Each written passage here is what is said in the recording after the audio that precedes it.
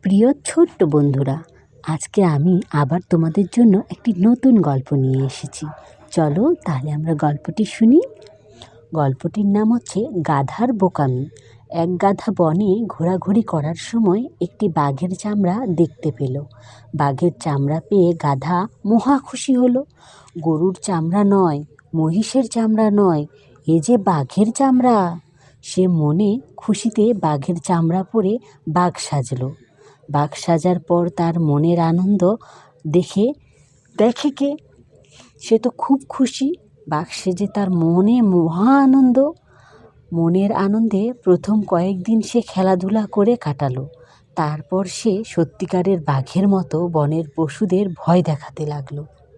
সহজ সরল শান্ত বন্য পশুরাও তাকে বাঘ ভেবে ভয় এবং শ্রদ্ধা করতে লাগলো। এভাবে কিছুদিন কেটে যাওয়ার পর গাধাটি নিজেই নিজেকে সে বাঘ ভাবতে লাগলো। একদিন সে নিজের পরিচয় ভুলেই গিয়ে বাঘেদের দলে যোগ দিল। বাঘেদের দলে যোগ দিয়ে গাধা নিজেকে বাঘ ভেবে গর্ব অনুভব করলো। কিন্তু কিছুদিনের ভেতরেই সে অন্য বাঘদের কাছে ধরা পড়ে গেল। সে আসলে বাঘ নয়, গাধা। তখন দলের সব বাঘ মিলে তাকে মেরে খেয়ে ফেলল। কি হলো? গাধার জীবনটাও চলে গেল। এখন এই গল্পটি পড়ে আমরা কি বুঝতে পারলাম? মূল কথা হলো যে কোনো কাজেই সীমা পার হতে নেই, তাই না?